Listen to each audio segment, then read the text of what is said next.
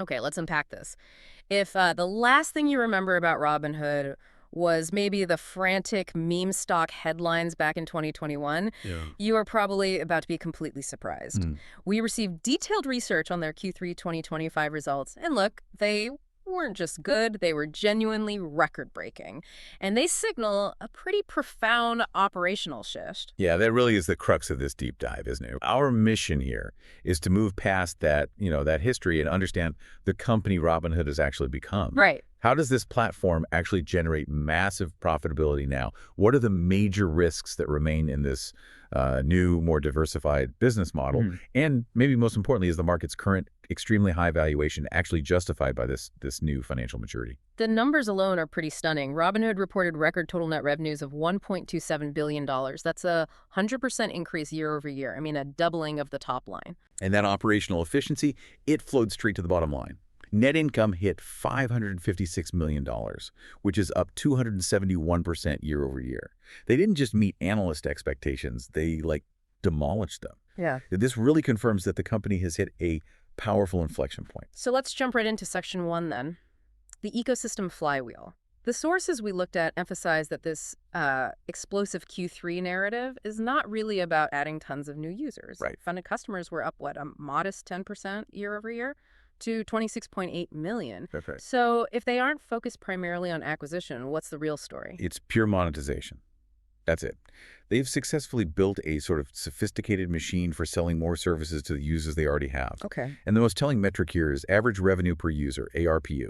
It surged an astonishing 82% year over year to $191. Wow, 82%. Yeah. That kind of ARPU, it confirms the business model has really matured from, a simple trading app into something more like a comprehensive financial provider. So what's the central engine driving that huge ARPU surge? What are users actually, spending money on inside the app? Well, the documents point directly to Robinhood Gold. That premium subscription tier grew 77% year over year, hitting about 3.9 million subscribers. Okay, gold. And this gold subscription isn't just a fee, right? It's kind of a necessary gateway.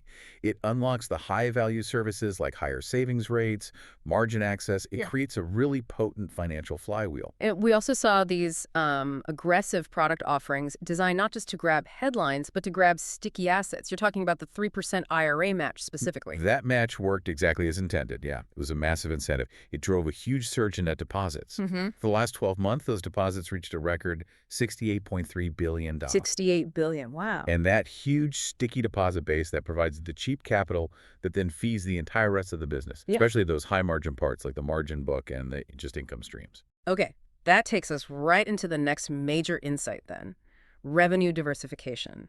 Because for years, the single biggest headache, the regulatory risk for Robinhood, it was dominated by one phrase, payment for order flow. PFOF. Exactly. And for anyone maybe unfamiliar, PFOF is essentially this commission paid by high-frequency market makers to Robinhood for the right to execute customer trades. It was a massive source of revenue for them historically. Right.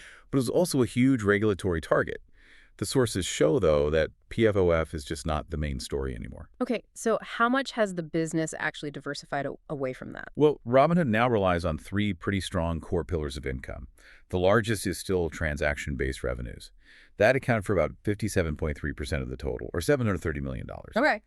But what's really fascinating here is how the transaction dominance within that pillar has shifted away from the traditional stocks and options focus. And the source material shows cryptocurrencies are really driving that growth now. They grew over 300% year over year, generated $268 million. 300%. Yeah.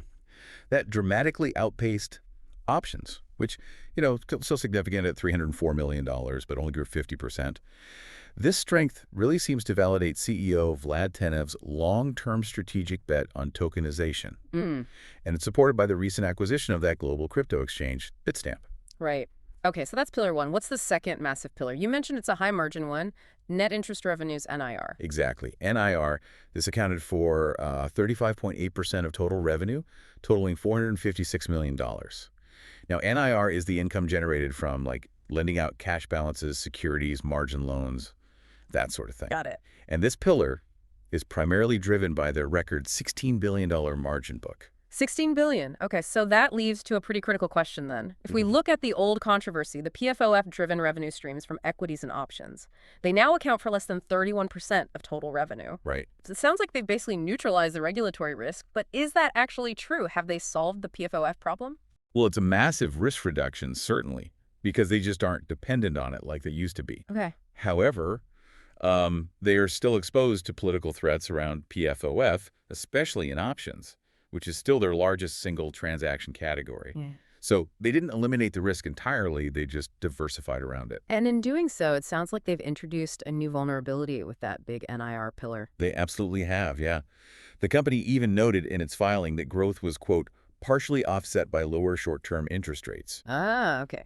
This confirms that this significant high-margin revenue stream is highly sensitive to what the Federal Reserve does with monetary policy.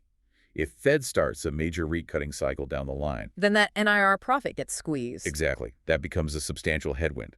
They essentially traded one kind of risk, regulatory risk, for another, interest rate sensitivity risk.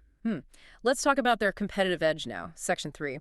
The new moat and operating leverage. The original moat, that whole commission-free trading thing, that was destroyed the moment every competitor just copied it. So what protects them now? Right. The new moat isn't really about pricing anymore. It's about integration. They've built this closed-loop financial ecosystem that's designed specifically for a digital native generation. How so? By bundling banking, credit, retirement, trading all into one single app, they are drastically increasing switching costs. It's harder for users to leave. They're essentially building like a new kind of financial institution designed for speed and product velocity. And as a platform built on technology first, the sources confirm they have a high fixed cost model. Technology and development costs alone were over $805 million back in 2024. Yeah, and that high fixed cost base is the absolute key to understanding the wild swings in their net income. It explains the volatility. In a down market, those fixed costs can lead to massive net losses, like we saw before. Yeah. But in Q3 2025, when revenue just doubled, the model flipped into explosive profitability. So how does that high fixed cost base actually affect their immediate profitability during a good period, like a bull run? It creates incredible operating leverage. The company reported, get this, 75% incremental adjusted EBITDA margins. 75%. Hold on, let's unpack that number. Yeah. 75% incremental margin. That is truly explosive, yeah. It means that for every additional dollar of revenue they generated in that quarter, 75 cents dropped straight to profit, pure profit. Wow. That kind of leverage, it confirms the stock's high beta nature, you know? Yeah. It behaves like a turbocharged drag racer. It might lose terribly when conditions are bad, but when markets cooperate, profits are just exponential. Okay, but now we have to address Section 4, which is this management conflict and the valuation paradox. Let's briefly just revisit 2021. Our sources seem to confirm that whole GameStop trading restriction episode. It wasn't some kind of evil conspiracy against retail investors, right? That's right. The analysis confirms the GME trading restriction was purely a liquidity crisis. The clearinghouse demanded this unprecedented sudden collateral increase. Okay. Now, while that crisis definitely revealed poor communication and some weak infrastructure back then, these Q3 results demonstrate management has followed through on their promises to build a more resilient financial foundation since then. But when we look at insider alignment, there's a pretty serious red flag, isn't there? CEO Vlad Tenev seems aligned with common shareholders. His wealth is tied up in his 5.2% stock ownership. He accepts an extremely low base salary. That's the contradiction, yeah. Because co-founder Baiju Bhatt, who controls a staggering 40% of the voting power, 40%. he has been an aggressive seller of Hood stock, dumping large blocks near the stock's all-time highs. That heavy concerted insider selling is a significant bearish signal. It directly contradicts the incredible operational performance the company is reporting right now. And this inherent conflict, it leads directly to what the research calls the valuation paradox. The stock fails basically every traditional deep value test you could throw at it. Right. It screens as extremely overvalued. The price-to-earnings ratio is, 74.7? Meaning investors are willing to pay almost $75 for every $1 of current earnings.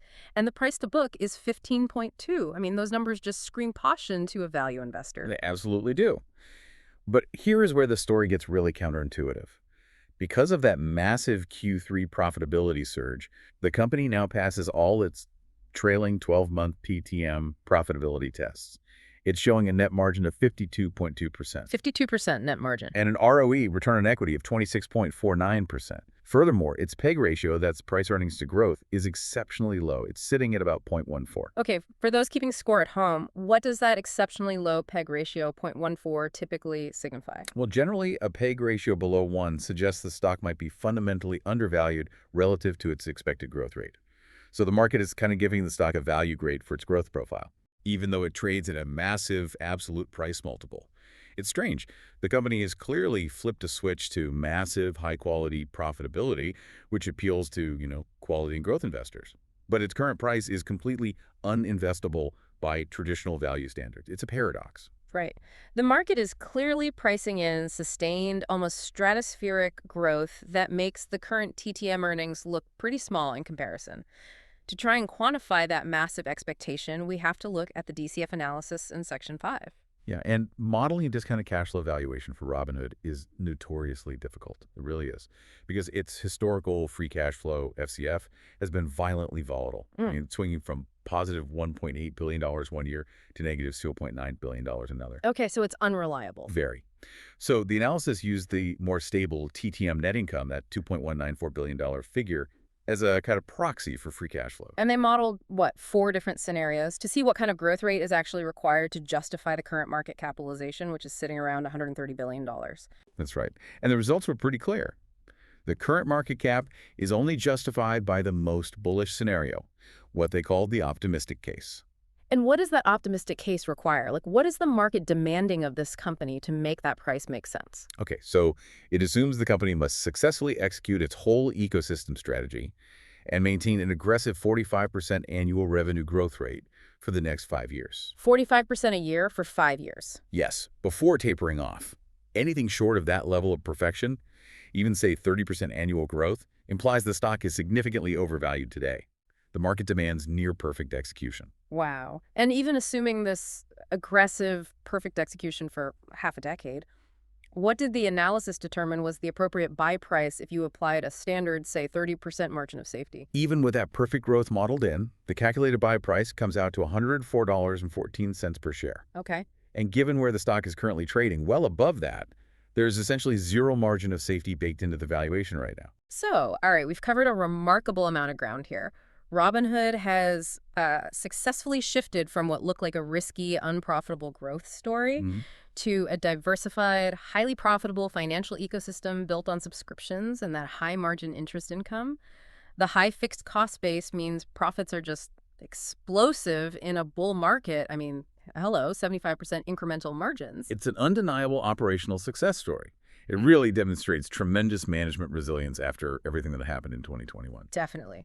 But the research clearly shows the market is currently pricing in absolute perfection. It requires 45% annual growth for half a decade just to justify today's price. Yeah.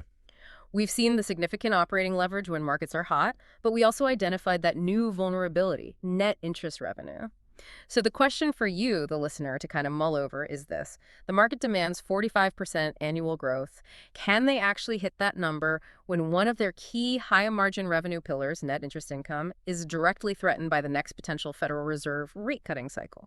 That's the balancing act. That's the tightrope this highly levered, high-growth company is walking right now.